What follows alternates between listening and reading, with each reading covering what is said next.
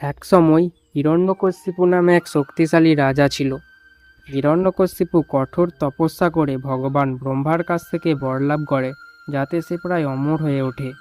সেই বর অনুযায়ী মানুষ বা পশু তাকে মারতে পারবে না, তার মৃত্যু দিন বা রাতে হবে না, ঘরের ভেতরে বা বাইরে তার মৃত্যু হবে না, স্থল জল বা আকাশে সে মারা যাবে না, কোনো অস্ত্র দ্বারা তাকে নিহত করা যাবে না। এই শক্তির কারণে হিরণ্যকশিপু নিজেকে ঈশ্বর বলে ঘোষণা করে এবং আদেশ দেয় সবাই যেন তাকে পূজা করে। তবে তার নিজের ছেলে প্রহ্লাদ ভগবান বিষ্ণুর একান্ত ভক্ত ছিল।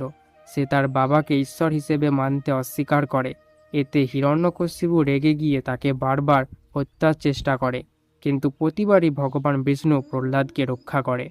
যেমন একবার প্রহ্লাদকে উঁচু পাহাড় থেকে ফেলে দেওয়া হয়, কিন্তু ভগবান বিষ্ণু তাকে রক্ষা করেন।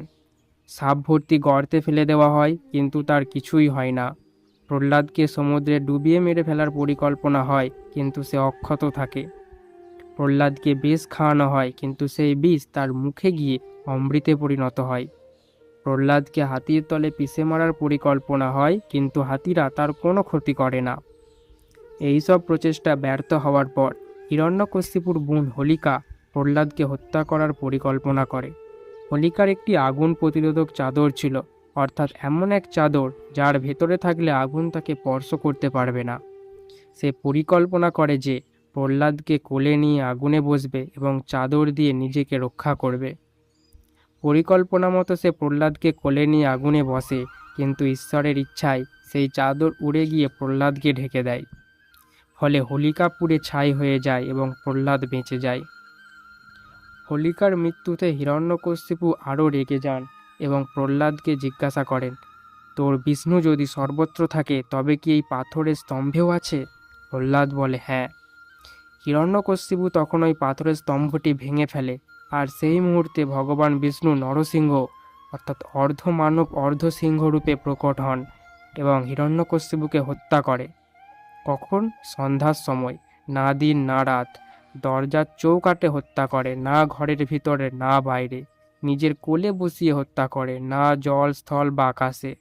নিজের নখ দিয়ে হত্যা করে, কোনো অস্ত্র দিয়ে নয়। হোলির আগের রাতে মানুষ আগুন জ্বালিয়ে হোলিকার দহন স্মরণ করে। এই হোলিকা দহনের পরের দিন দোল পূর্ণিমার সূচনা হয়। রং খেলার সূচনা হয় ভগবান কৃষ্ণ ও রাধার প্রেম কাহিনী থেকে। ছোটবেলায় ভগবান কৃষ্ণ ছিলেন শ্যামবর্ণের আর তার প্রিয় রাধা ছিল গৌর বর্ণের। বালক কৃষ্ণ এই কথা তার মা যশোদাকে গিয়ে বলে যে, মা, রাধা কেন গৌর বর্ণের, আমি কেন শ্যামবর্ণের? তখন কৃষ্ণর মা যশোদা হাসতে হাসতে বলে যে, রাধার মুখে রং মাখিয়ে দে, তাহলে তোদেরকে একই রকম দেখাবে। কৃষ্ণ তাই করল, রাধার মুখে রং মাখিয়ে দিল। রাধা তার সখীরাও তাকে রং মাখিয়ে দিল। এই প্রেম ও খেলার মধ্য দিয়ে রং খেলার সূচনা হয়। কিন্তু আবার দক্ষিণ ভারতে হোলি পালিত হয় কামদেবের কাহিনীর স্মরণে, যিনি ছিলেন ভালোবাসার দেবতা। স্ত্রী সতীর মৃত্যুর পর ভগবান শিব গভীর ধ্যানে মগ্ন হন এবং সংসার জীবন থেকে মুখ ফিরিয়ে নেন। এর ফলে বিশ্বে ভারসাম্য নষ্ট হয়, দেবতারা চিন্তিত হন। তখন দেবতারা কামদেবকে পাঠায় শিবের ধ্যান ভগ্ন করতে। কামদেব গিয়ে দেখে শিব গভীর ধ্যানে মগ্ন। তখন কামদেব শিবের দিকে তার ফুলের বাণ নিক্ষেপ করে, যার ফলে শিবের ধ্যান ভগ্ন হয়। রেগে গিয়ে ভগবান শিব তার তৃতীয় নেত্র খুলে কামদেবকে ভস্ম করে দেয়। পরে কামদেবের স্ত্রী রতির প্রার্থনায় শিব তাকে আত্মারূপে পুনর্জীবিত করে। এই কাহিনী দক্ষিণ ভারতে হোলির সময় স্মরণ করা হয় এবং কামদেবের দহন স্মরণে সন্দল মাখানো হয়।